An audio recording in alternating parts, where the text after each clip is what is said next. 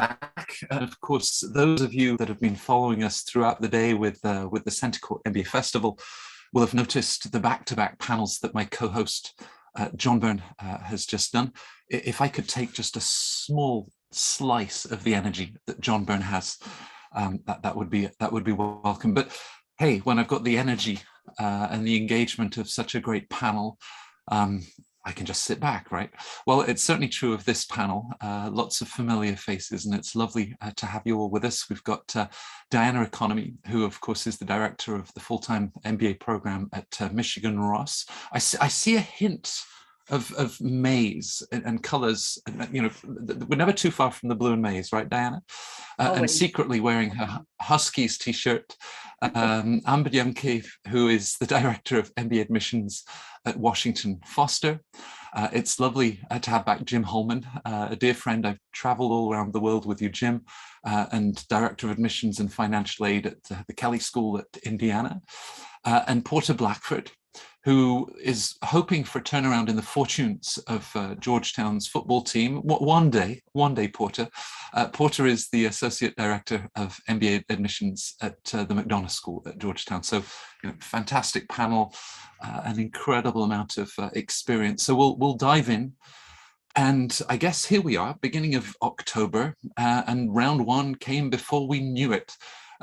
Diana, talk us through perhaps even just that lovely moment of welcoming the incoming class and some of the great talent that you've attracted again this year, and already perhaps signs of another buoyant year that lies ahead. Yeah, it was beautiful, right? For I think all of us to welcome our students back to campus in a safe way. You know, they're still wearing masks in the building, but they're able to engage. And so that means some of like our student storytelling events that are happening in the auditorium where people are sharing their own narratives, or obviously some of the speakers and things that you would expect in a residential full-time experience, they're back, right? In a more in-person and real way. And so it's been really exciting, not only for the MBA ones who are obviously new to this, but for the MBA twos, as they re-experience what life is like being physically back together with one another.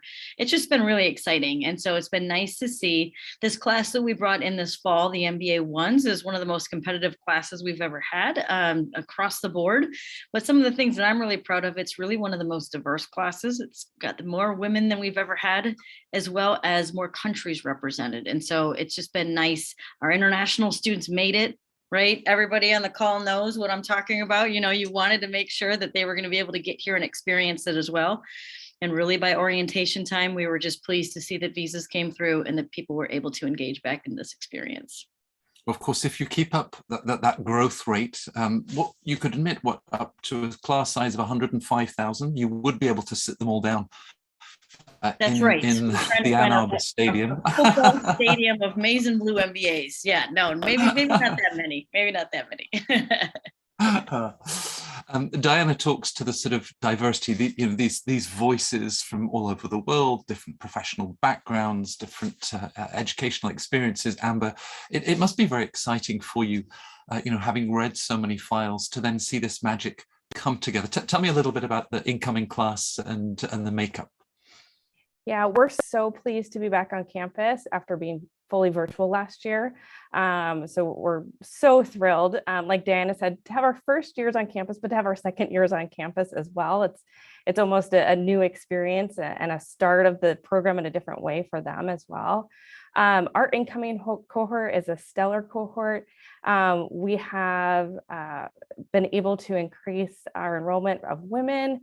We have 40% women. We have our most diverse class ever, albeit maybe 30 years ago or something. So it's like the most diverse class in history. So within recent history, which we're very excited about. And the backgrounds and the passion that the students have already being on campus, they are just so enthusiastic. And I think there's a sense of really understanding how special the experience is now being back in person. And they're really jumping in and taking advantage of every opportunity that we have here on campus. Right. One of the panels yesterday, Donna was saying that, second year students that hadn't spent time on campus were struggling to, in terms of orientation, and we're actually asking the first year students where they should be going. But I guess they'll all figure that out quickly enough. If you've got enough vets, I think, in the classroom, Jim. They seem to be really good on logistics and where things are. When we talk about diversity, I mean, it's so broad. It's fantastic to see the sort of strengthening gender balance, but also, underrepresented minorities, perhaps, first generation who are going to business school, vets and other walks of life. What have you seen at Kelley this year? Well, like what Diana and Amber reported, we had a very successful application year last year, a very significant increase in applications. Our applications increased by 61%, which allowed us to bring in a class actually that surpassed our initial enrollment target. Very diverse class, more countries represented, as Diana mentioned, than in past years. But one thing that we have different is that we were lucky enough that our students were in person last year. Thanks to a lot of hard work by Indiana University and the Kelley School, we were able to have face-to-face classes throughout last year in a safe and productive way. And our students, although they had to make a few sacrifices, a few things that didn't happen as usual, they were thrilled that they had the experience in person. And this year we're back to almost normal, masks in the classroom.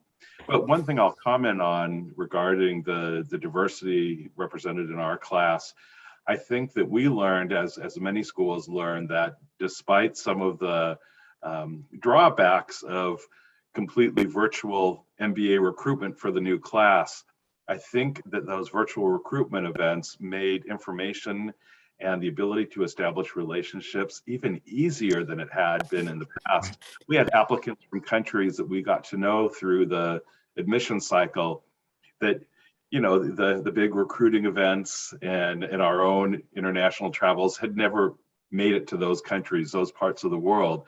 And all of a sudden, they could sit in on information sessions. They could easily meet with a member of the admissions team. And I think that was a big part of our increase in the diversity of applicants and applications, and in turn, the diversity we're seeing in our first year class.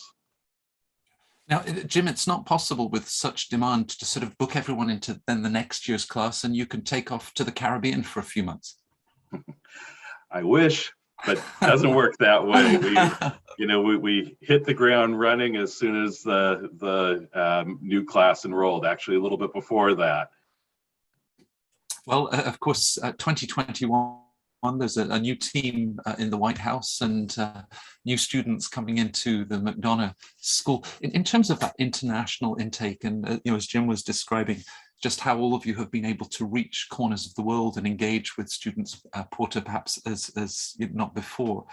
Do you see that sort of international resurgence that had been laid pretty low for the last year or two with the pandemic?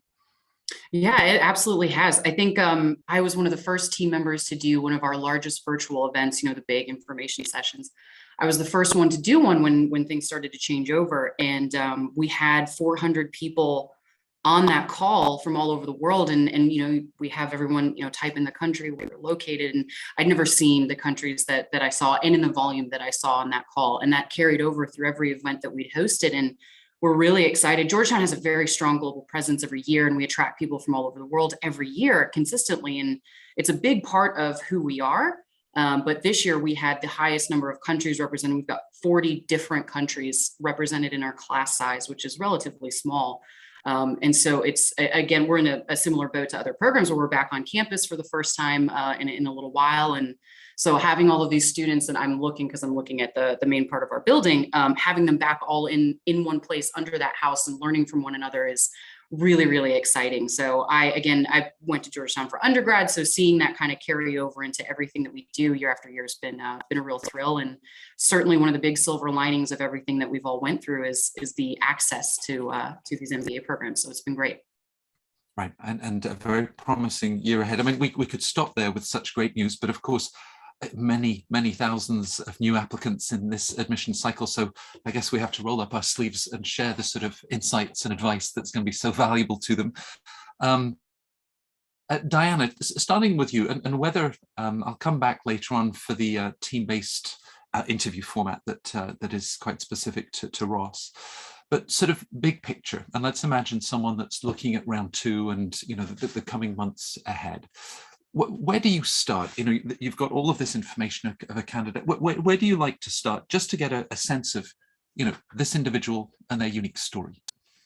Yeah, for sure, for sure. You know, the first thing I take a look at is the resume, right? So in one page, you might have 5 to 10 years, you know, or more worth of experience, right? That kind of highlights who a candidate is fairly quickly. So it helps to orient you to the trajectory, some of the successes those candidates have had, and even some of the things that might stand out about them personally. So for example, one of the things I like to see on a resume is maybe something that's unique or differentiated about you, whether it's a hobby or something that you enjoy doing.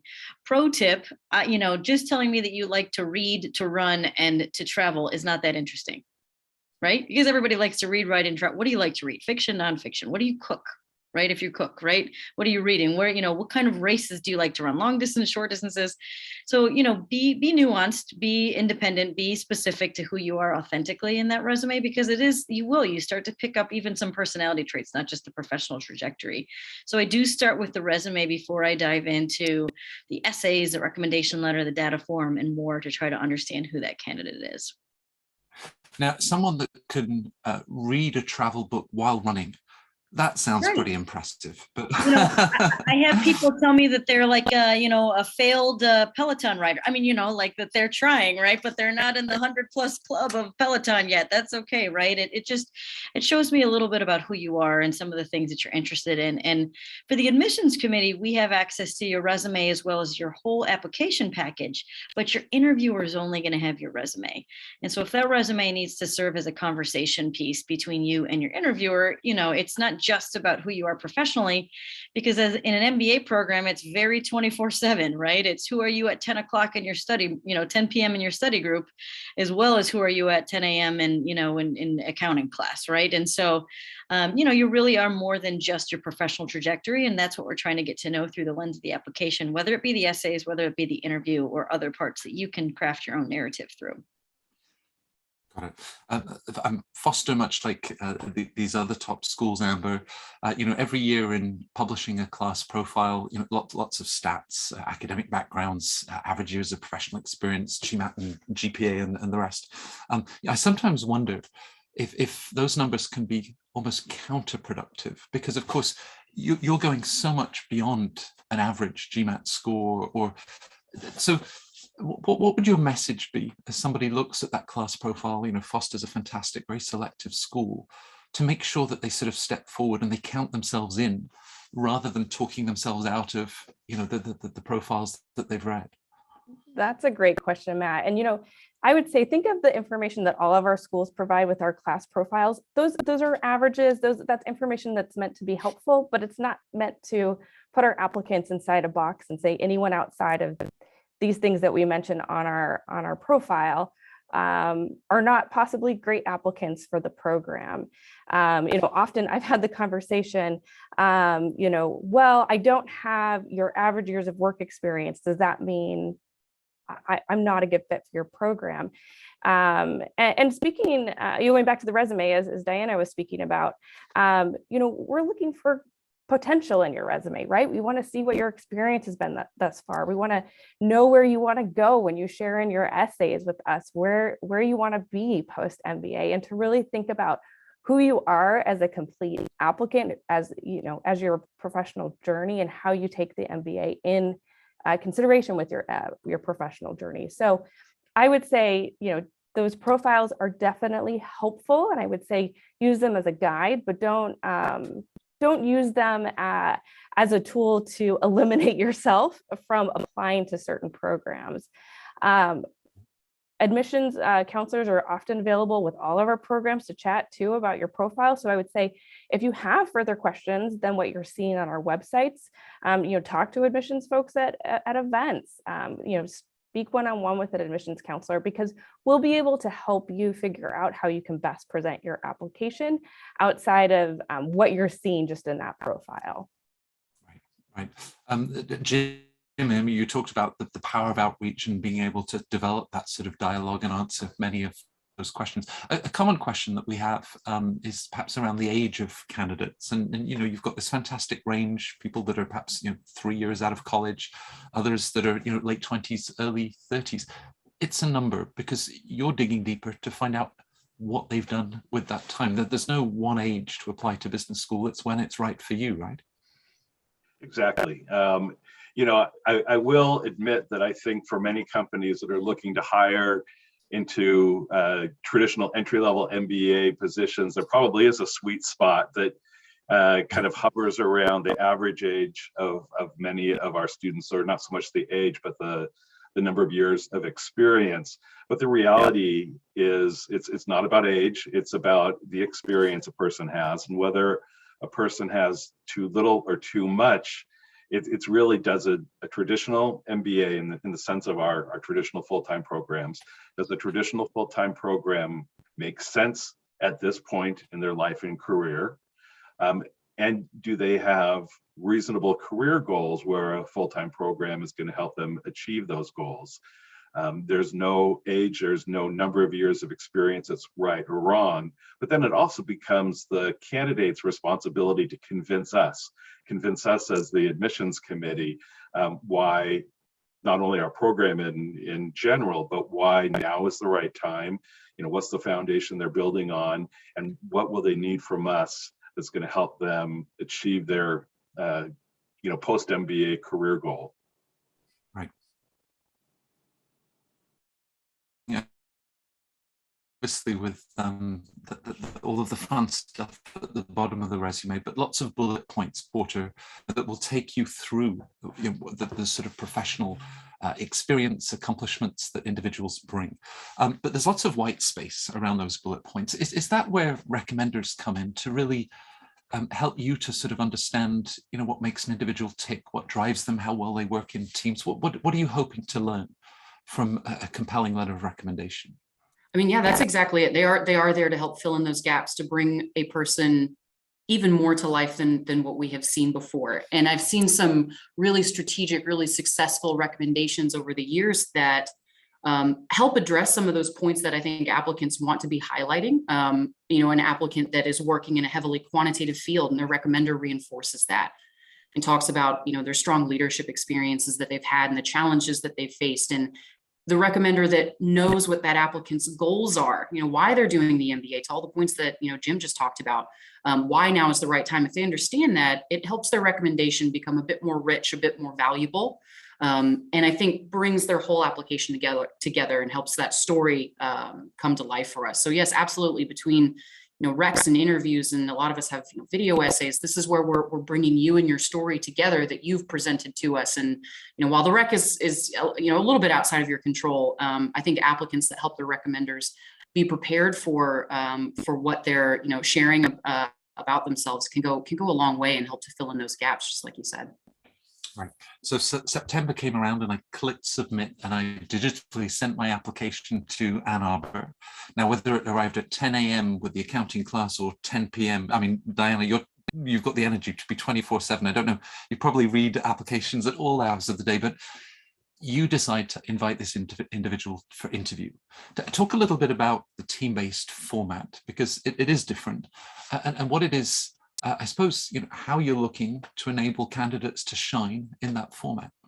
Yeah, it's a good question, Matt. And I'll tell you what, since COVID hit, it's actually something that we're no longer doing as part of our process. And it's in part because what it was is an in-person experience where you would engage deeply with your classmates. And we didn't think it would translate well to a virtual environment. We're a little worried that candidates would feel that they weren't showing up in the fullness that they would have expected in an in-person world. And so we have adjusted that, and we have moved our interviews to be, they're conducted only by alumni now, which allows our students who used to also interview serve fully as student ambassadors. So we've got a few hundred different student ambassadors to help answer questions, and then hundreds of alumni who help us with the interview process itself. And then during the interview timeframe, we offer different programming for candidates, whether it's mock classes or something. A lot of candidates have a partner in their consideration set, so opportunities to connect a little deeper on various parts of their identity or things that are going to be salient for them as they're choosing which programs to ultimately go to. So we've enhanced that process a little bit. And while the team-based experiences are still really important in all of our programs, we found other ways to kind of gather that through the lens of the process as well as through the interview itself. And someone, that really strikes you as, wow, they're going to really fit into the culture of the school, that's worth 30 or 40 points on a standardized test. I mean, it tells you that they'll really thrive and flourish in the community. Yeah, it's so important for candidates, and you can start to really get that sense now, even before you've applied. So for those of you out there that are round two, right, now's the time to really reflect on who you are. Because I think once you get into this mix, you can be guided in all these different directions and thinking, maybe I should care more about this. Maybe I should value this differently. I didn't know to think about some of these things. And while some of that can be additive to who you are and what your process is, you need to start with who you are, right? And what you want to get out of these programs and experiences. And then as you learn, you can build from that and try to reflect on what's going to be important. If you were to ultimately get into, 1 or 2, 3 programs, what are the things that you're going to use to select which program is going to help you? And I like that you use this word, Matt, thrive, right? What's the program that's truly going to be the best fit for you? Right. Amber, with the sort of diversity that you were describing earlier, which I guess is a record in our lifetime, even if 30 years ago, whether it's the Forte Foundation, Consortium, all of the other different organizations that are supporting candidates in their applications, in terms of scholarship, should I be thinking about that as I apply to Foster? Is that something that you consider as you look at each candidate, or there's a separate process that you have? Yeah, at Foster, there's not a separate process. So everyone who applies to the program is automatically considered for scholarship. And we're looking at your scholarship consideration just like we look at your application, which is holistically. So we're taking into consideration all the elements that you've submitted in your application. It is merit-based and not need-based. So that's something to keep in mind here at Foster. But we are really looking to support students through those scholarships and to build out a really diverse community with different voices. So not a separate process, but really think about that when you're putting together your application too. To Diana's point, you want to really show who you are authentically. And then Matt, to your point, an interview can be an important piece of a scholarship consideration, not just a test score. I think people sometimes are very focused on I have to achieve a certain test score to get a certain scholarship. But we are looking at your application holistically, and people are bringing different strengths to the program. So keep that in mind and really allow yourself to shine in your interview and show us who you are. Right. Jim, you've made so many decisions, maybe some that didn't work out as you expected, but the enormous majority that go on to lead such rich and fulfilling lives. Do you ever sort of look at that individual as they've graduated, or perhaps 5 years later, and I say, I remember their application. It wasn't stellar in every part of it, but there was something that I saw in them, some magic. I believed in them, and look at what they've gone on to achieve. Well, I am particularly lucky because I have been at the Kelley School.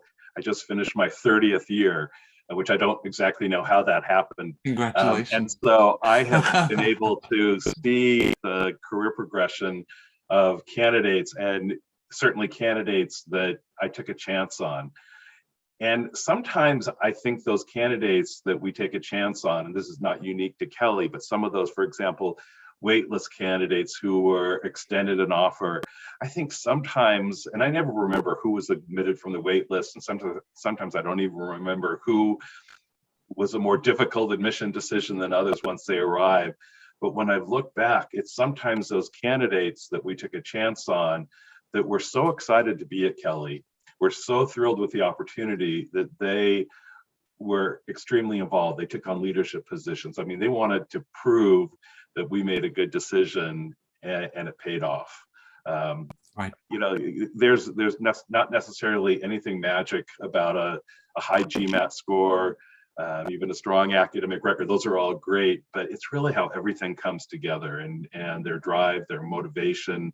At Kelley, we believe strongly in coaching and development, and we've found that those students who are willing to be coached, who are willing to actually listen to and accept feedback and act on that feedback, that can make a huge difference in their success through the program and beyond.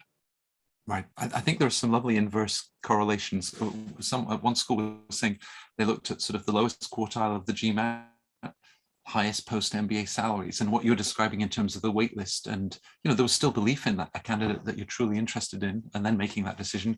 and what committed, engaged members of the community then proved to be. So, being given that opportunity. Porter, I suppose some candidates sometimes think, you know what, I've been in the company 3-4 years, and it's in terms of the hierarchies, I don't know that I have a job title on my resume that speaks to leadership.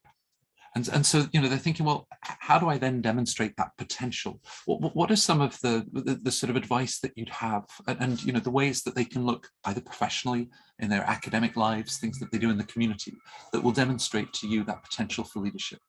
Yeah, you were talking about this earlier, how applicants might find themselves in a scenario where they self-select themselves out of the application process. They don't think they're good enough with their GMAT and their undergrad. I'm not good enough in the work that I do. And it's so tough when that happens. And that's why we coach on this a lot. But your title is not representative of the person that you are and the impact that you make. Leadership, impact, initiative comes in a million different forms. I actually just was having a call with an applicant recently where I don't directly supervise anyone. Like, what do I do? And we don't expect that you do. You're going to have a lot of leadership opportunities in the MBA programs, and each school is going to very carefully craft what we think leadership is. But what we're looking for are those times where you've stepped out of your comfort zone, wanted to make a change, wanted to leave an impact in some way, shape, or form. And maybe that is with direct reports, but maybe you're a project manager. Maybe you work cross-functionally. Maybe you have teammates in another country, or even outside of work completely. Like you said, you're volunteering or doing something for a community. It comes in a lot of ways, shapes, and forms. And all of us that are on admissions committees know this by reading applications, but we see that every application cycle and every year. We know what to look for. It's just up to you to help us see it. And so when it's on resumes and essays and video essays, help that come to life in some way, but don't think that that's the only thing that you have to get into these programs. It's an art, it's not a science, and we're just looking for a bit of balance. So you don't have to be director of this or executive of that to apply and get into MBA programs, but help us see your passions and your impact throughout your application. And that's what we're looking for. Right. Porter's speaking about the many leadership opportunities you then have in the program itself, which reminds me of the MAP program at Michigan Ross Steiner, which is this wonderful sort of keystone piece.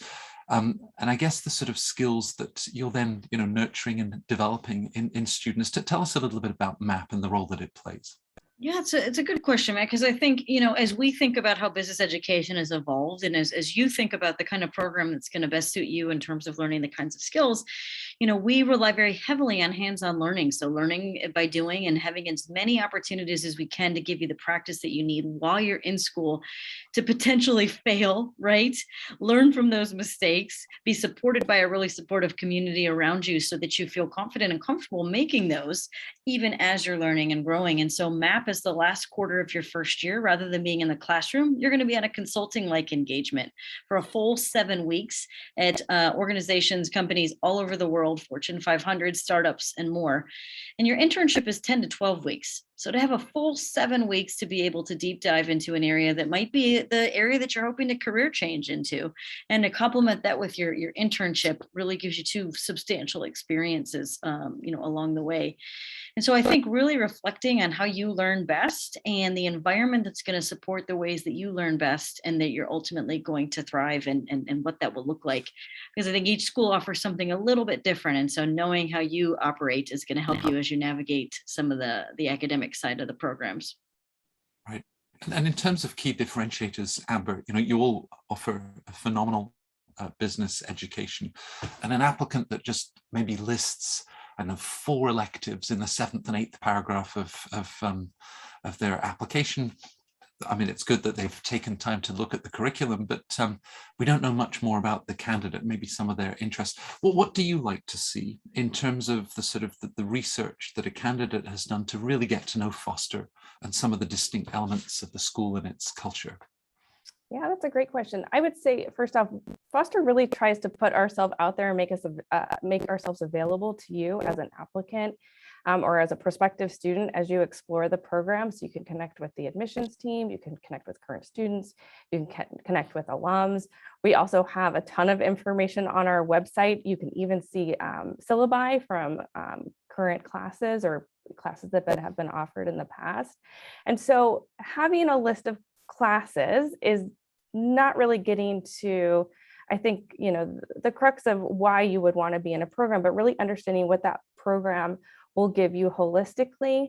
I want to go back to the word thrive, a program that will allow you to thrive. So really understanding what the overall program experience looks like. And you have to do your own research on that and understand where you'll be able to find those pieces that will really help you achieve the goals that you want to achieve. You can't do everything in any of our programs. It's just probably not possible. There aren't enough hours in the day, but to really understand and have a sense of what you want to achieve, how Foster will help you get there, and also how you want to give back to the community, because that's something that's really important for us here at Foster.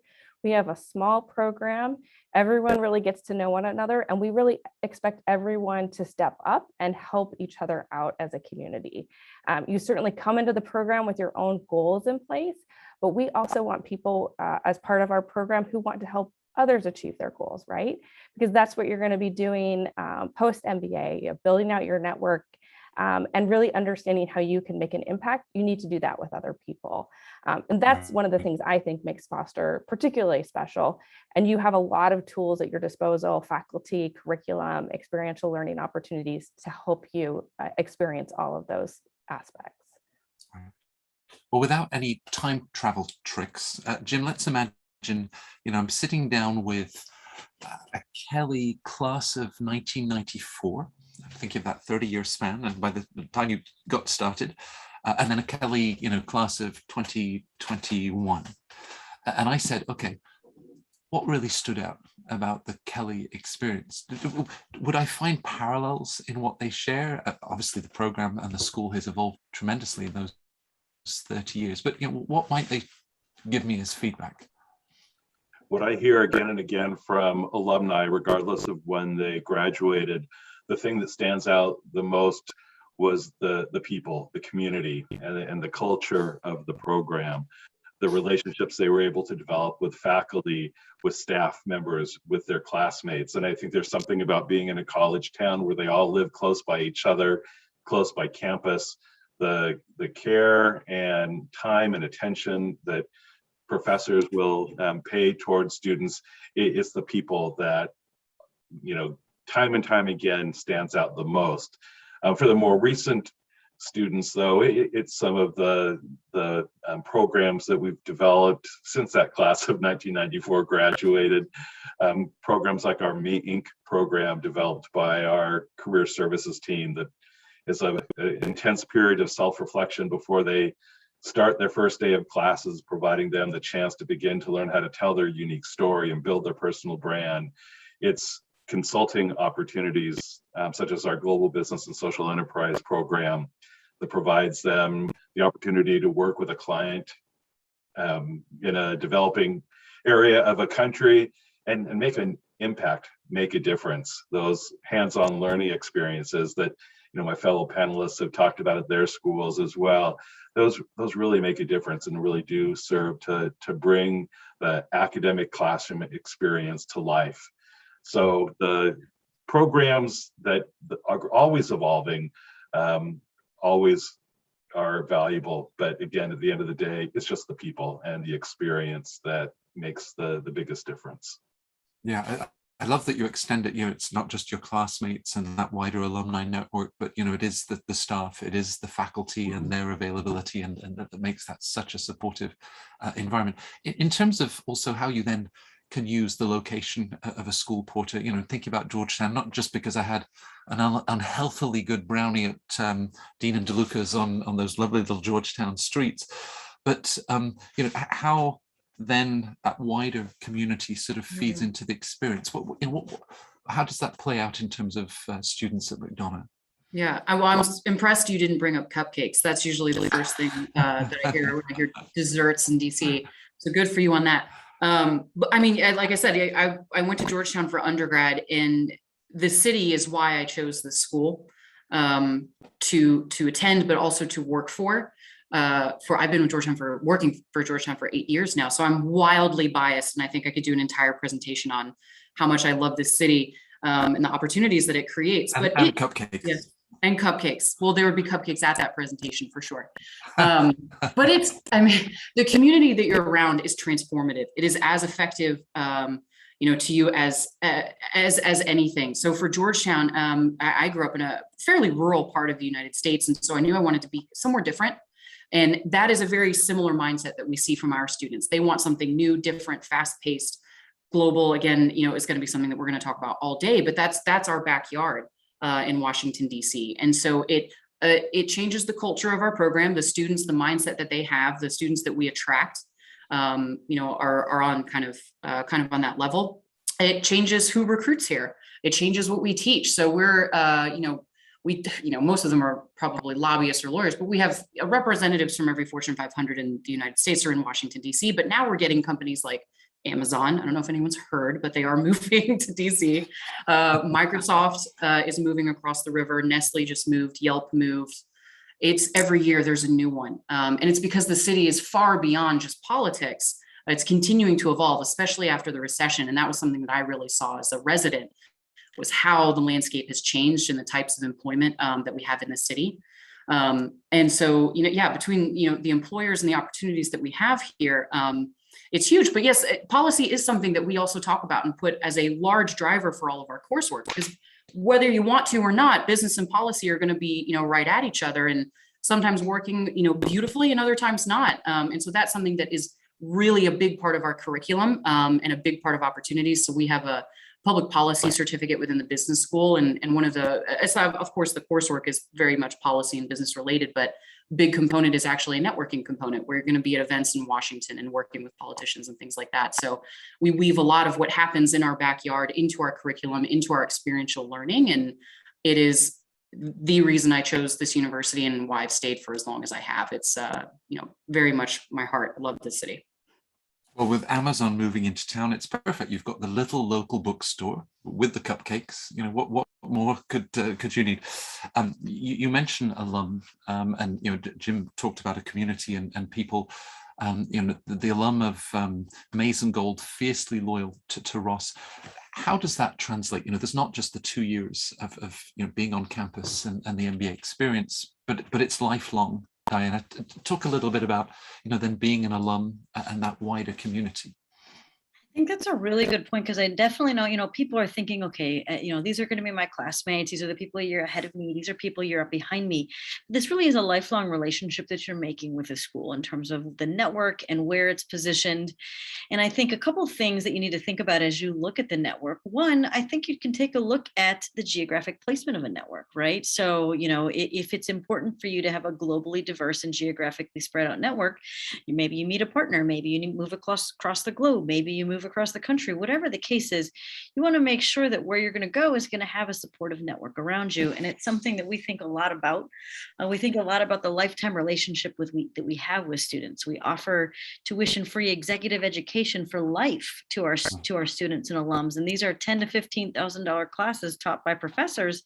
So when you're ready to tap into a digital marketing class, or you're going to go from managing a team of 5 to manage a team of 50, and you want to refresh on some of these concepts, we're going to have free executive education for life for you. We've got a dedicated alumni career advisor. We've got 4 entrepreneurs in residence that advise both student and alumni-based startups. And so there's so many resources that you're part of when you're part of these really rich and engaged communities. And so we all think of our relationship with students as, not just transactional, certainly, and not just those 2 years, but truly for life. And so that's a pretty exciting network to be a part of as you think about all the different times you're going to switch your careers throughout life, and the number of resources you're going to need along the way. Right. Amber, we've talked about thriving.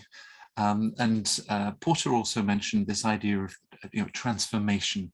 You can read it on a website. You could possibly hear an alum talk about their transformational experience, but until you've lived it and truly, what does it mean? This transformational experience. Students that are shifting industry, sector, geography. How do you think of transformation in terms of the Foster experience?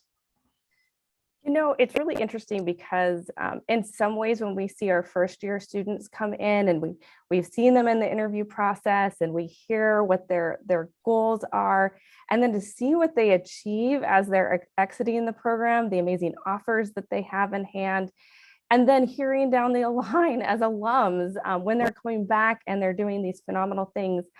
You know, I think the potential, people understand what the potential is for the impact of an MBA, but what I hear time and time again is their expectations are exceeded. They didn't realize they could take on so much. They didn't realize they would be able to make such a significant impact in the program with the companies that they internship with the roles that they take on post MBA. And it creates such a rich experience, I think, so much so that we see our alums come back and they just they voluntarily will be coming into the building and seeking out our current students to offer help. I think there's a really rich experience because of that, a really strong sense of community that allows all of our students to have a transformational experience. So I guess that's also to say that there is that individual transformation, but it happens because of the greater community and everyone who's invested in the program. So first steps, and Jim, you know, with all that you've observed over the last 18 months and connecting virtually with, you know, four corners of the world, what are you going to keep from that experience and sort of, you know, suggest to potential applicants, hey, here's a great way to get in touch with us and get to know us a little better? You know, as I think Amber and others have said, we're available.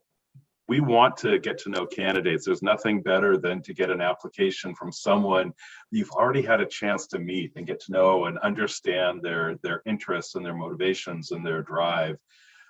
You know, one thing I would say, besides taking advantage of the resources that we provide, the opportunities to connect with student ambassadors and staff, but I also encourage people to not overthink this process. You know, ultimately, we're just trying to get to know you and your accomplishments and your dreams and your goals. We're trying to determine a fit, and the best way that you can help us get to know you, just as you're working to get to know us, is to not overthink this process. Don't try to read more into our essay questions, into our application requirements and questions than there are. Present your best self. Help us get to know you, and everything will be fine in the end. Well, of course, there are viewers that are following us live on Poets and Quants. Many that we've had, you have thousands and thousands of views on the different Poets and Quants channels to follow. So you might be watching this at a different stage. But Porter, a final question then for you. You know, as we think about round two, it just feels that this admission cycle 2021, 2022, it's the right year for me. So always tough to find one piece of advice, but what would that one final piece of advice be? To applicants that are applying, I think it's, if I were to start the MBA process tomorrow, if I decided I was going to be applying to the schools that are right here, I would be thinking really hard about where I want to go as far as my career. I'd want to get really specific on that, where I want to go and why, where I've been, and how that school is going to get me there. I know that's not like one bullet point, but it's the arc of my story. That's what I would spend my time on, because if you can answer those pieces, and I really mean it, if you can start at the end and know exactly what you want to do post-grad, well, that makes me think like, okay, I need to think about Michigan, Foster, and Kelley. Like these are on my list. And now I can start to understand why and dig into the details and the data. I can know where I've been, and that means what I've loved and what I haven't, which will affect my interview, affect my essay, how I present myself. And, you know, why those schools, obviously, to, you know, which will affect your end result, but also again, for the interview process and for, you know, showing your interest in that school, it's going to go a long way there. So I think spending time on that arc, where you've been, where you're going, and why it's that school is the number one thing I'd spend my time on. Doing the front end work first, then getting to some of those other components. Great. Well, tomorrow's Thursday. For some of us, Monday, of course, public holiday, Columbus Day. So let's say we'll give them until the end of that long weekend to figure those things out and take the first step. Certainly with just the passion, the enthusiasm, the warmth that all four of you bring. And you've all said, reach out. And I know this speaks to the entire teams at Foster, at Kelley, at Ross, and at McDonough. You're wonderful ambassadors for the school. Thank you for joining us at Centre Court. And I'm sure that you'll have many, many of those viewers that will take you up on that offer and reach out. Good luck to all of those viewers. Four fantastic schools. Amber, Jim, Diana, and Porter, thank you very much for being with us.